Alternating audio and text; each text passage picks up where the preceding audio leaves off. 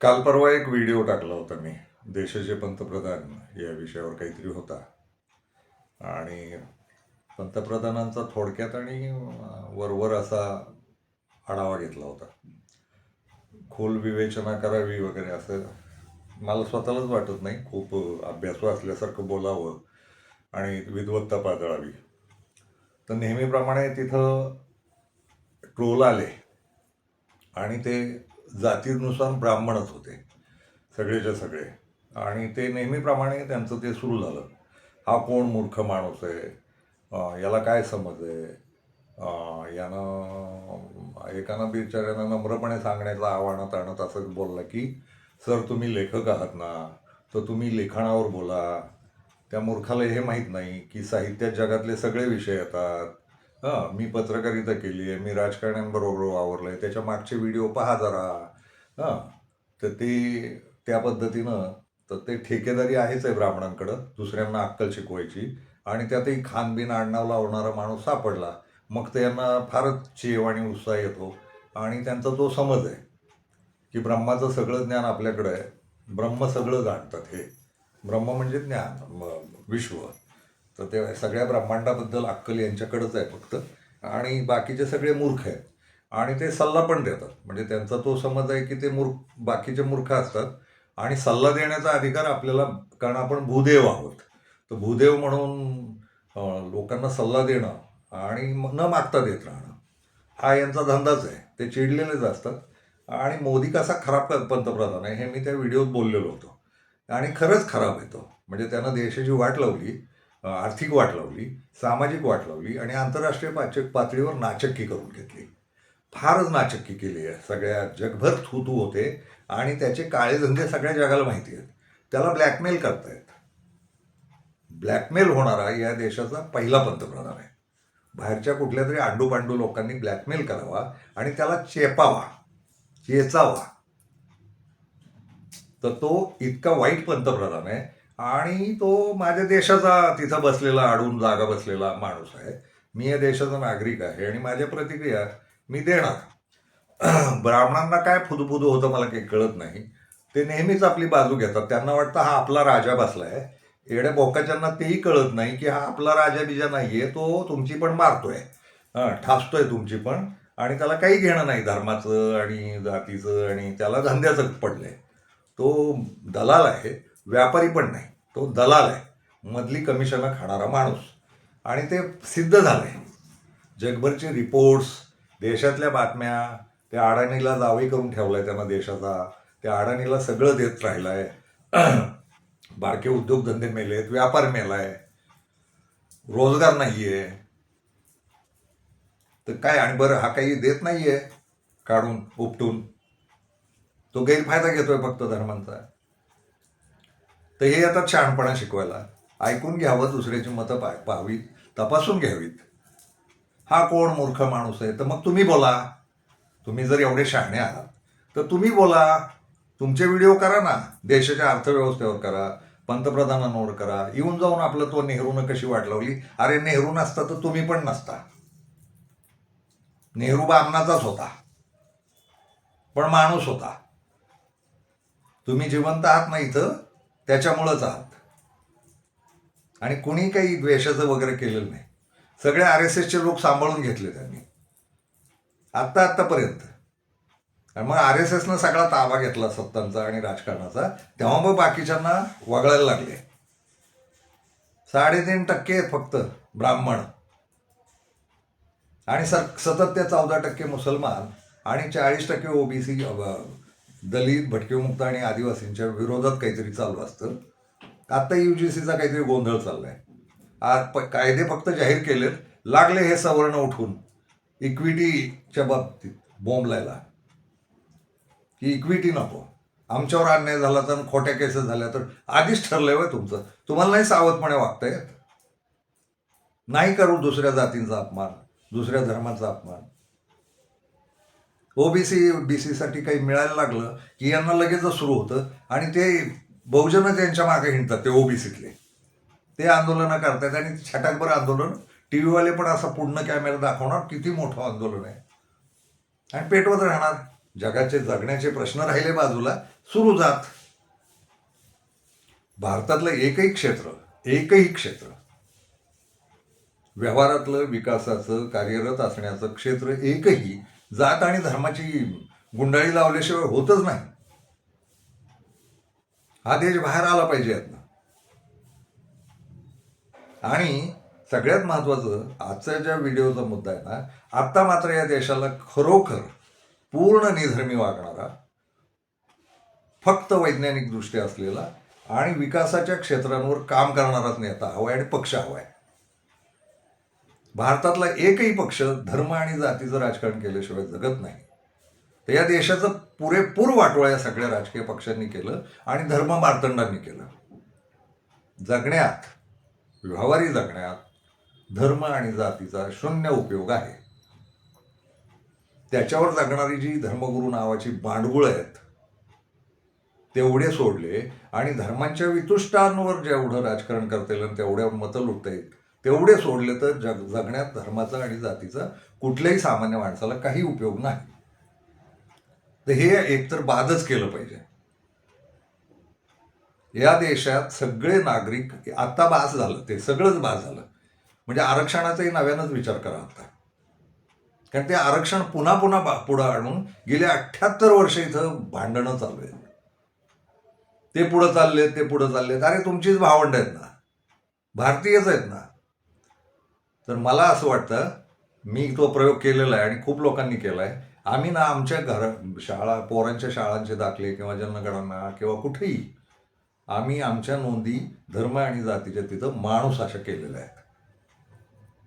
माझ्या घरातले सगळे लोक माणूस आहेत आणि माझ्या नादी लागलेले जे कोण भारतातले, राज्यातले, महाराष्ट्रातले आणि जगभरचे लोक आहेत, त्यांना मुलं झाली की ते मलाच विचारतात नाव काय ठेवायचं, आणि दाखल्यावर ते लिहितात माणूस. असे जवळजवळ 1,500 कुटुंब महाराष्ट्रात आहेत आता. आम्ही माणूस लिहितो. तर आता ना कायद्यानं ते बंद केलं पाहिजे. शाळेचे जे दाखले आहेत ना त्याच्यावरचं ते उडवलंच पाहिजे. शाळांच्या शिक्षणातही पुन्हा धर्म जाती शिकवले जातात. विज्ञान किती शिकवलं जातं, वाणिज्य किती शिकवलं जातं, कलाकौशल्य किती शिकवली जातात. बोंबच आहे त्याची. सकाळी गेल्या शाळेत धार्मिक प्रार्थना म्हणायच्या, संध्याकाळी निघता देव वर्षभर धार्मिक कार्यक्रम करत राहायचे शाळांनी. शाळांचं काम आहे काय? संविधानाची सतत पायमल्ली या देशात होते. संविधान नको आहे आणि पुन्हा ते संविधान कोणी लिहिलंय तर ते त्याची जात शोधायची. असलं घाणेरड आहे ना. ते सगळ्या जातींना, सगळ्या धर्मांना आणि सगळ्या नागरिकांना समानता दिलेलं संविधान आहे. हे मान्यच नाही आहे. यांना हवंय जात वर्चस्व, धर्म वर्चस्व, आणि त्यानं बाकीच्या क्षेत्रांकडं दुर्लक्ष होतंय. पंतप्रधान संविधान मोडतं. पंतप्रधानाला संविधानानुसार कुठल्याही धार्मिक कार्यक्रमात जाता येत नाही. संविधानानं बंदी घातली आहे. सरकारी पदावर असलेल्या कुठल्याही माणसाला कुठलंही धार्मिक कृत्य सार्वजनिक करण्याला बंदी आहे. हा माणूस ते त्रिपुंड लावून वगैरे काही हार तुरे घालून आणि डमरू बिमरू घेऊन याला संविधान मोडतो हा. बरं, तो ब्राह्मण नाहीये, त्याला धर्माधीश व्हायचंय तर त्यानं जावं ना गंगेच्या काठी बसावं ना, जमावडा करावा आणि प्रवचन. तो प्रवचन करायचं आहे. काही थापा मारतो तो. थापा मारण्यावर फेकू नाव पडलं होतं त्याचं. आजही जगभर फेकू असं त्या सोशल मीडियात गेलं की याचंच नाव येतं.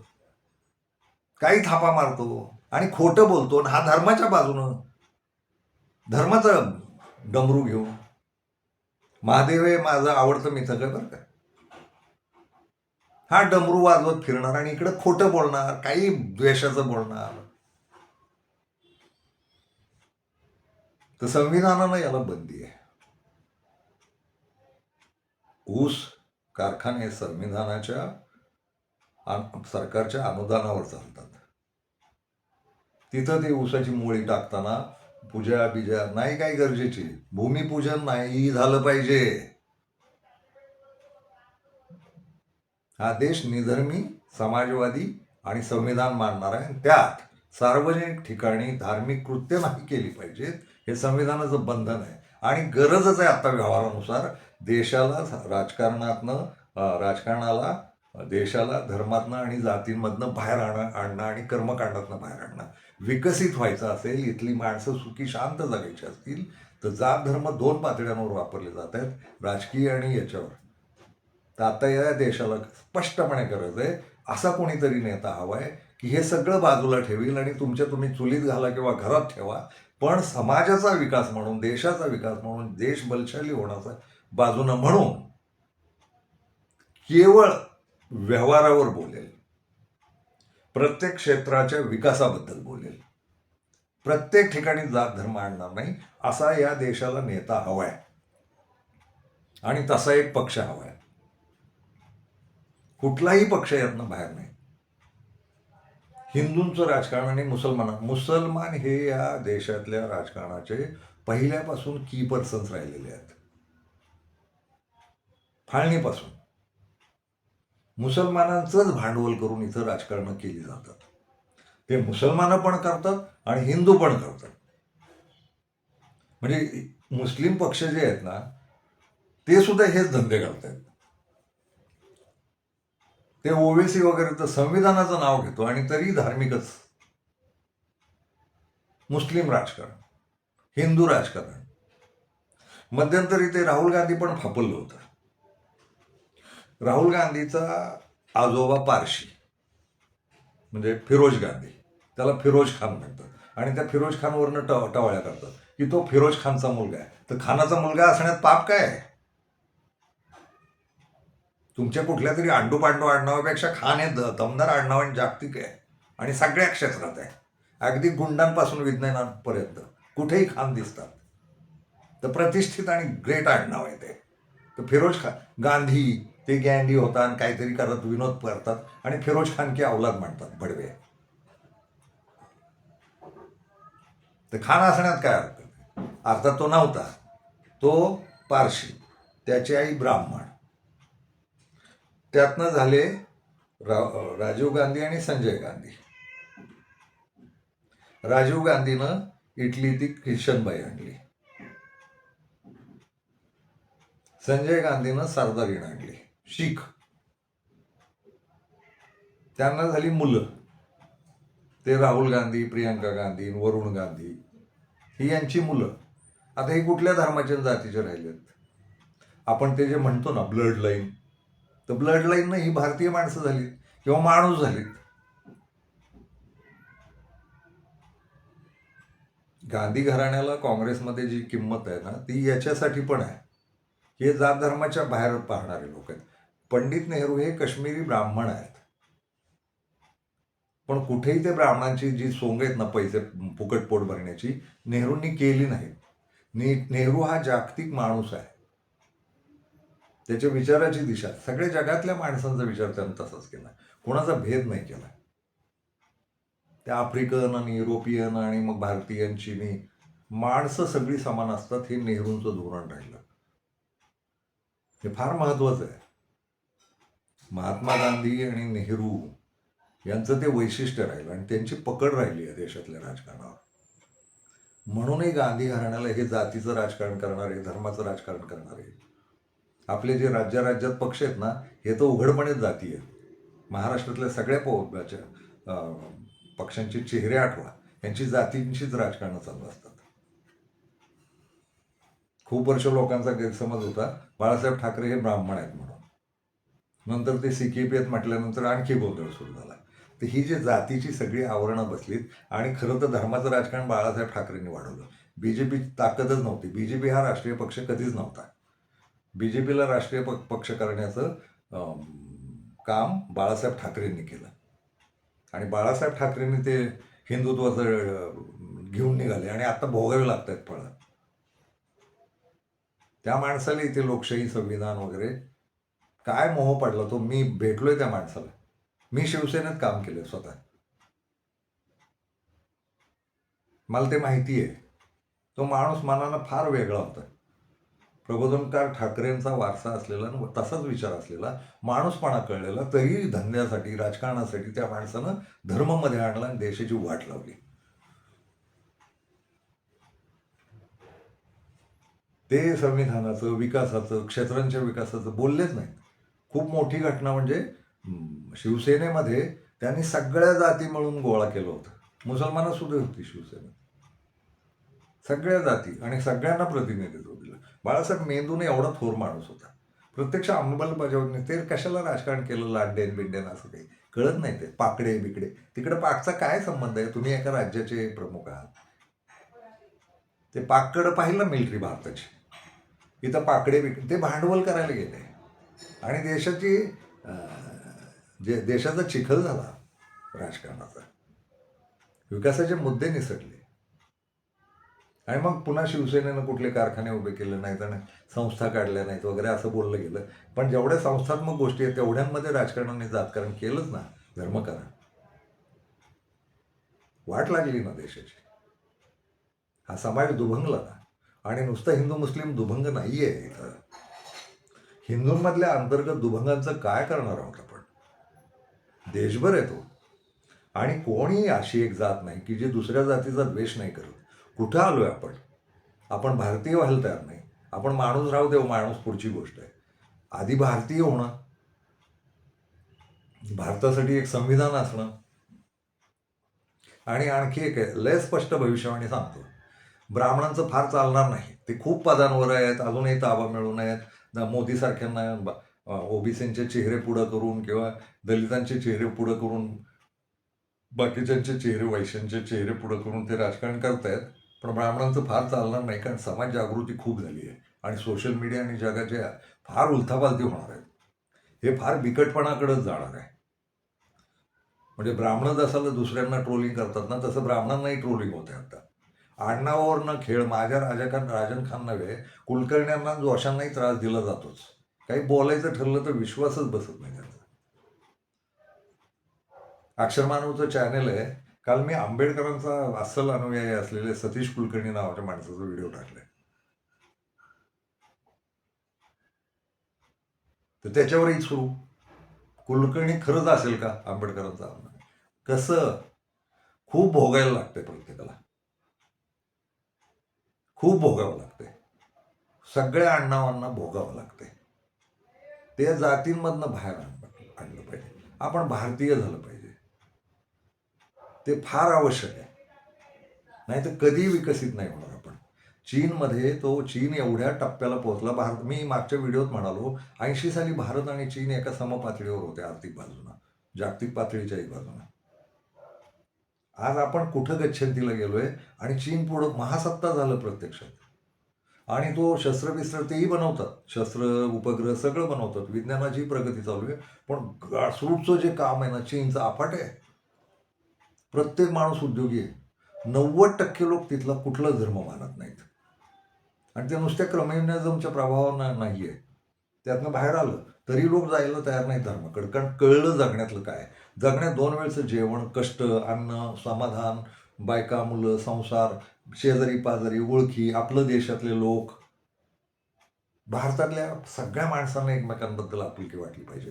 तर प्रत्येक माणसाला एकमेकांचा द्वेषच वाटेल अशाच पद्धतीचं राजकारण आणि समाजकारणीचं आहे. यातनं बाहेर यावं लागेल. नुसतं राजकारण नाही, समाजकारणही तसंच आहे. काश्मीरपासून कन्याकुमारीपर्यंत राज्यांचे भेद आहेत, धर्माधर्मांचे भेद आहेत. पण कुठल्याही एका राज्यात उतरा, त्याच्यातही बारक्या बारक्यात त्या जातींचे एकमेकांचे भेद आहेत. त्यांच्या प्रथा, आमच्या प्रथा, त्यांची भांडणं. मणिपूर पेटलं हो सगळं. जातीय भांडणं आहेत ती, बेकार आहे.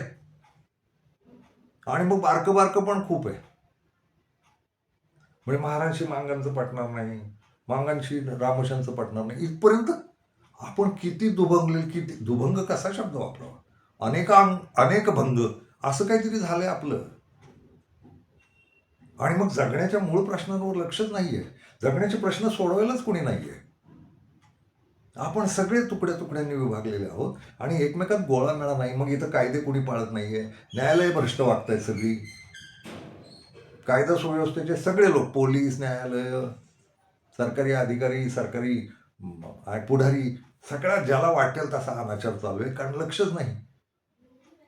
विकास या शब्दावर खरोखरचं लक्षच नाही. सबका साथ सबका विकास वगैरे असं म्हणालेलं मोदी तो भांडणं लावून देतोय, मुसलमानांच्या विरोधात बोलतो तो थेट थेट. आणि पुन्हा म्हणताना म्हणतो मेरे 140 करोड भाइयो बहनो, भाइयो बहनो मध्ये भांडणं लावून देतो. हा आदर्श पंतप्रधान असू शकतो? आणि कुठल्या पक्षाचा इतिहास तसा नाही आहे. सगळ्या पक्षांचा, आपल्या महाराष्ट्रातले जेवढे पक्ष आहेत त्यांचाही जातीय इतिहास आहे. दक्षिण भारतातही तसंच आहे, वरच्या भारतातही तसंच आहे. ते योगीला त्रास देतात ठाकूर आहे म्हणून. कधी बाहेर येणार आपण? त्या पुढाऱ्यांना फक्त विकासाचं, त्या त्या क्षेत्रांचं, किती क्षेत्र आहेत ना, किती बारकी बारकी क्षेत्र आहेत. शाळा आहेत, कॉलेज आहे, आरोग्य आहे, शिक्षण आहे, पाणी आहे, वीज आहे, रस्ते आहेत, कोळसा आहेत, खाणी आहेत, अमुक आहेत, तमुक आहे, किती वृक्षारोपण आहे, पर्यावरण आहे. या सगळ्यांची कामं त्या त्या व्यवहारानुसार व्हायची असतील तर या जात धर्माचा उपयोग काय? मागाशी मी राहुल गांधीचा उल्लेख केला, ते विषय सांगायचा होता, त्यालाही भरकटवलं मध्ये. या हिंदू राजकारणाचा एवढा दबाव आणलाय सगळ्यांवर की आता हिंदूंबद्दल काही बोलायचं नाही. आता ते भगव्याचं आणि हिरव्याचं भांडण चालू आहे. आणि ती पोरगी निवडून आणली, तिला अक्कल नको असलं काही बोलू नये म्हणून. तिचा झेंडा, तिच्या पक्षाचा झेंडा हिरवा आहे, सब हिरवा कर देंगे वगैरे. काय गरजेचं आहे? तुमच्या फडक्यांना विचारते कोण? आणि फडकं महत्वाचं आहे तुमचं, तुमचे पक्ष महत्वाचे आहेत, देश महत्वाचा आहे, संविधान आणि त्याचा तिरंगा, राष्ट्र, राष्ट्रप्रथम. आणि मग लगेच निघाले भगवेवाले, हे शिवाजी महाराजांचा देश आहे, शिवाजी महाराजांचा झेंडा आहे. शिवाजी महाराजांचा झेंडा देशभर नव्हता. अशोकाच्या झेंड्याचं का नाही मग बोलायचं आपण? सातवाहनांच्या झेंड्यांचं का नाही बोलायचं आपण? तेही स्वतंत्र स्वयंभू जगले ना. अशोक तर महानच राजा आहे. अशोकाचा झेंडा नाही तुम्हाला आठवत? तो तर राष्ट्राचा होता अख्ख्या देशात. कशाला झेंड्यांचे? तुमची झेंडे आणता कशाला? आणि इतिहासाचा आत्ता काय उपयोग आहे? 2026ला बोला आणि तिरंग्याचं बोला, इथल्या समस्यांचं बोला, इथल्या जगण्याचं बोला. माणसांना काय अडचण आहे? दवाखाने आहेत का चांगले? शिक्षण आहे चांगलं? आरोग्याची व्यवस्था चांगली आहे? पाण्याची व्यवस्था, पाणी इंदोरमध्ये मेले लोक. आणि देशभर तसंच आहे, कुठलीही नदी स्वच्छ नाही देशातली. घाण करून टाकली आहे सगळी. जेवढी जंगल संपत्ती पाहिजे तेवढी नाहीये भारतात. तिचं नाही बोलत आहे ते. हे जात, हे धर्म. तर राहुल गांधी ढोंग करायला निघाला. त्याला कोणीतरी त्याच्याबरोबर बसलेले RSS वाल्यांनी पटवलं असेल. त्या पक्षात RSS वाले खूप आहेत. त्यांनी पटवलं असेल की यांना उत्तर द्यायचं असेल आणि मोदी शहाला हरवायचंच असेल तर धर्माचंच कार्ड खेळलं पाहिजे. तर ते घेऊन फिरला तो, उपरणी बिपरणी घालून देवाची नावं लिहिलेली. मग ते पूजेला बसायचं आणि त्याचं गोत्र जाहीर केलं कुठल्या तरी मूर्खानं. दत्तात्रेय गोत्राचं आहे म्हणे तो. आणि ते मग जानवन बिनवन काय ढोंग आहेत कशाला? आणि तो म्हणे शिकून आलाय परदेशातनं. म्हणजे याच्याकडे डिग्री नाही, याच्याकडे 17-60 डिग्री, पण पुन्हा याचं टाळकं. काय ढोंगांची गरज होती इकडं ते असं करायची? मी एका निवडणुकीसाठी ते गेलं. जायचं दर्ग्यांवर, जायचं मशिदींमध्ये, जायचं मंदिरांमध्ये. आणि आता बाबासाहेब देव करून ठेवलाय. दलित मतं पाहिजे असतील तर बाबासाहेबाला जाऊन हार घालायचा. म्हणजे दर्गा, मशीद, देवळं आणि बाबासाहेब असं काहीतरी गणित झालंय. महापुरुषांमधनं पण बाहेर आलं पाहिजे. त्यांची कर्मकांड थांबवली पाहिजेत, त्यांच्या पूजा अर्चा थांबवली पाहिजेत. त्यांना मेंदूत घेणं वेगळं आणि डोक्यावर बसवणं वेगळं. कर्मकांडी पद्धतीनं बाबासाहेब वापरला जातो ना, याचाही राग आहे मला. देशाचा बाप आहे तो. कसलं सुंदर संविधान लिहिलंय. संविधानाचा अंमल. कालच्या का परवाच्याच व्हिडिओत मी म्हणालो होतो, बाबासाहेब स्वतः म्हणाले होते जर नैतिक माणसं नाही भेटली तर संविधानाची वाट लागू शकते.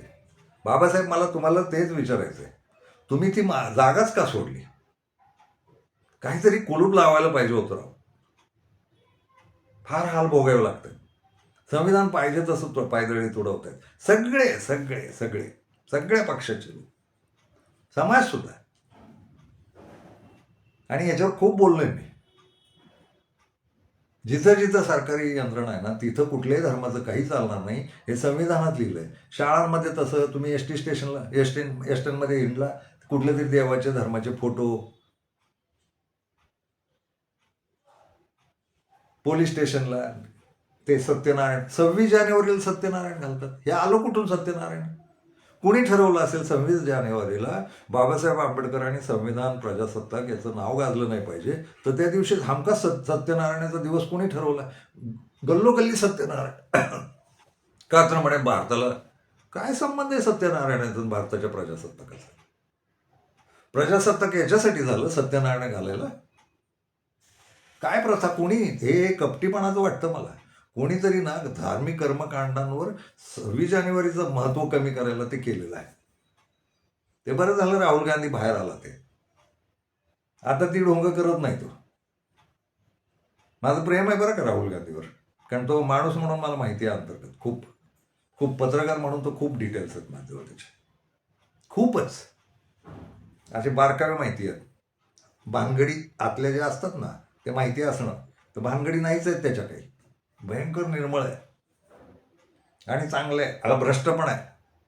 आणि खिचडा म्हणून, धार्मिक संकर म्हणून, जातीय संकर म्हणून तो फार ग्रेट माणूस आहे, खरा माणूस आहे. आपण सगळेच संकरित आहोत.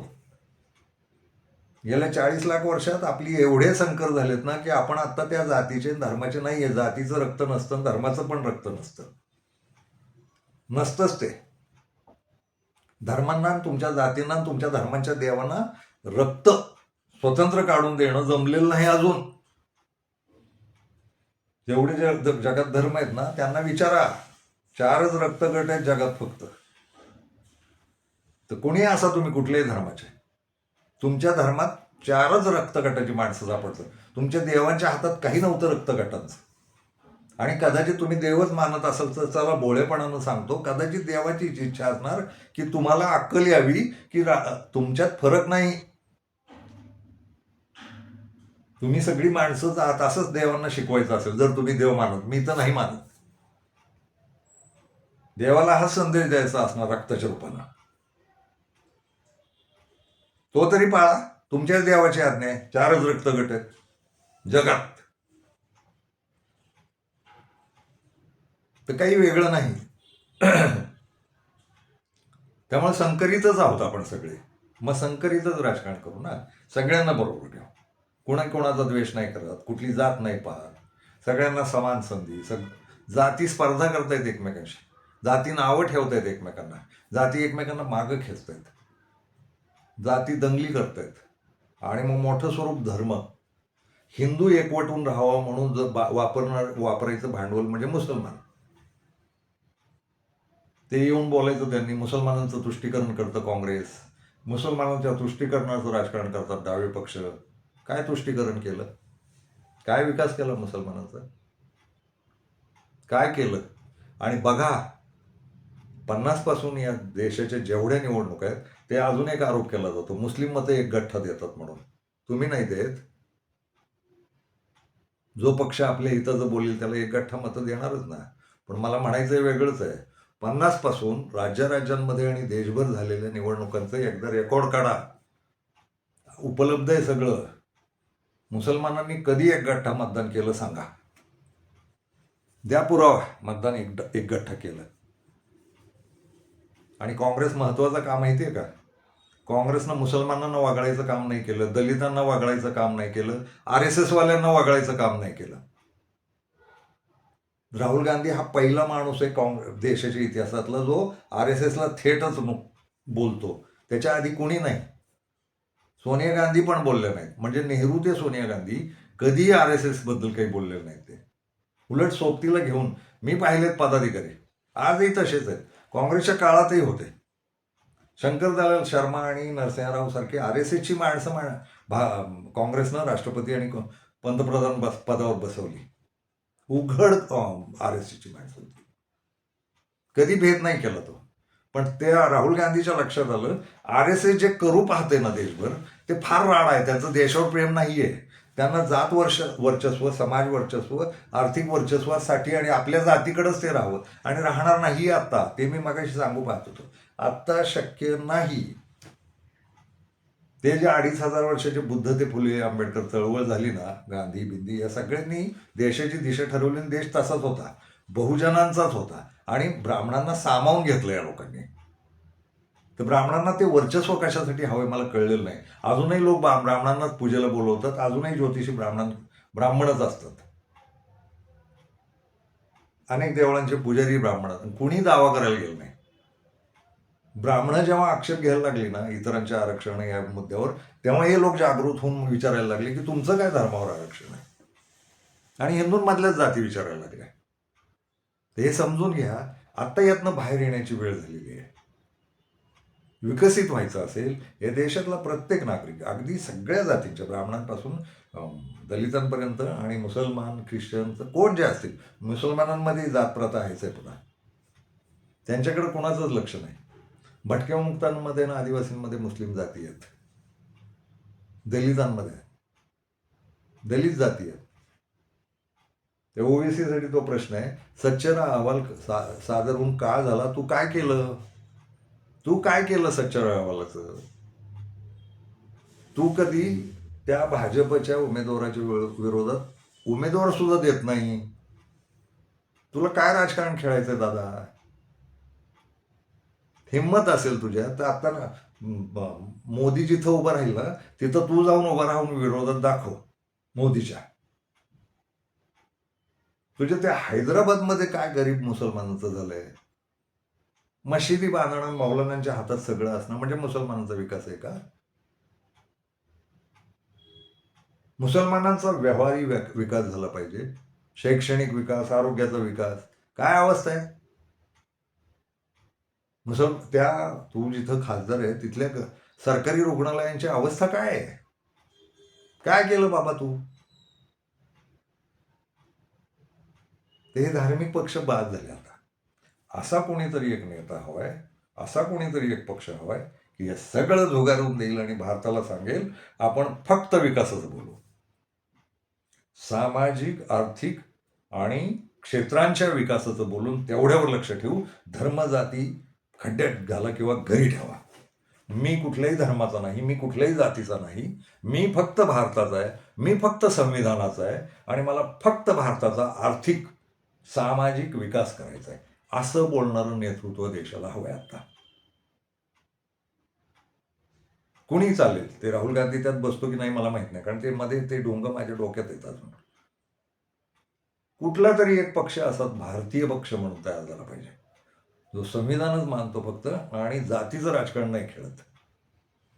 आम्ही दलित आहोत, मग आम्ही बहुजन आहोत, आणि मग आम्ही सवर्ण आहोत, आणि मग आम्ही मुस्लिम आहोत, आणि मग ख्रिश्चन आहोत, ही सगळी ढोंग बाजूला ठेवून सगळ्या समाजाला बरोबर घेऊन जाणारा आणि पक्षी, जातीय, धार्मिक काही न बोलता, कुठलंही धार्मिक कर्मकांड न करता, जातीय कर्मकांड न करता, केवळ विज्ञाननिष्ठ संविधान आणि समाजाचं खरोखरचं भलं, सगळ्या सुविधा सगळ्यांना समान उपलब्ध, कसलाही भेद नाही, अशा पद्धतीची भूमिका घेणारा राजकीय पक्ष हवा आहे. आणि त्यांना आरक्षणाचा पण तिढा सोडवला पाहिजे. म्हणजे दलित आरक्षण, ओबीसी आरक्षण वगैरे याचा तर सोडवलाच पाहिजे, पण सवर्णांना जे वर्षानुवर्ष 2500 वर्ष आरक्षण आहे ना, त्याचाही तिढा सोडवला पाहिजे. आणि धर्म पाळायचा असेल तर घरात पाळा. तुमच्या धार्मिक कृत्यात आम्ही उतरणार नाही. धर्मांना कसलीही मदत आर्थिक या देशातनं मिळणार नाही. धर्म एवढे फार आमचे प्राचीन आणि महान धर्म आहेत, धर्मांनी स्वतःचा खर्च स्वतः करावा, तेवढी ताकद आहे प्रत्येक धर्मात. सरकारी निधी नाही, समाजाचा निधी कुठल्याही धार्मिक कृत्याला नाही, आणि कुठल्याच धर्माला नाही. हिंदूंना नाही, मुसलमानांना नाही, ख्रिश्चनांना नाही, कुणालाच नाही, शिखांना नाही. शिखांनाही पहिल्यांदा बाहेर काढलं पाहिजे. त्यांनी फार मिसळण केली धर्म आणि राजकारणाची, ते यांना बाहेर काढावं लागेल. धर्म आणि राजकारण याचा संबंध नाही. सरकार, देश, समाज, सरकारी खजिना यातनं एक दामडा कुठल्याही धर्माच्या कुठल्याही कृत्याला मिळणार नाही, असं झालं पाहिजे. आणि मग सगळ्या अगदी राष्ट्रपतीपासून जे काही शेवटचं काम असेल, मजुरी असेल, काय असेल, या सगळ्यांना एका समान दर्जानं वागवणार, सगळ्या क्षेत्रांचा समान विकास करणार आणि सगळ्या देशाचा एक समान विकास करणार. ते मग राज्याचे भेद नकोत, भाषांचे भेद नकोत, जाती धर्म तर नकोत. असं नेतृत्व, असा पक्ष, अशी माणसं राजकारणात असली पाहिजेत, समाजकारणात असली पाहिजेत. ते खूप दिवस झालं बोलत राहतो. आता यात पुन्हा ते शहाणे येतीलच, काय मूर्खासारखं बोलतो वगैरे. तर बंधूंनो, तुम्ही फार शहाणे आहात. तुमच्यापुरतं तुम्ही बघा. मला जे जे बडबडायचं ते मी बडबडून ठेवणार आणि इतिहास दगल घेईल. इतिहासात टिकली ना माणसं. एकच उदाहरण सांगतो. तुकारामाची देवळं दिसतात गावोगावी, मंबाजीचं नाही. त्यामुळे ट्रोलिंगमधनं बाहेर या. आधी भारतीय व्हा. तुम्ही आधी भारतीय व्हा. तुमची जात घाला चुलीत. तुम्ही कुठेही उच्च बिच्च काय नाही. आमच्यासारखेच तोंडानं खाता तुम्ही, गांडीनं हाकता. आणि सगळे भारतीय सगळे जगातले तसेच असतात. त्यामुळे मी तर स्वतःला कुणालाच उच्च मानत नाही, कोणाला नीचही मानत नाही. इक्वल. आणि त्यामुळे शिवाय इक्वलच देतो. कोणी भाव खायला आलं ना अक्कल शिकवायला, मग मात्र चेसतो. आणि समोर भेटायची इच्छा असते मला. मला या असल्या माध्यमातून बोलायची इच्छाच नसते, फोनवर बोलायची नाही. फारच मजा वाटत असेल तुम्हाला आणि हिंमत असेल तर समोर बसून चर्चा करू. या, भेटू आपण. मला जे जे मूर्ख म्हणालेत ना, त्या शहाण्यांनी यावं माझ्यासमोर. देशपांडे, कुलकर्णी, दातार गितार जे कोण आहेत ना, ते या, बसू आपण समोर. दाखवा मला तुमचा शहाणपणा. काय अक्कल आहे तुम्हाला ते तपासून पाहू आपण. धन्यवाद.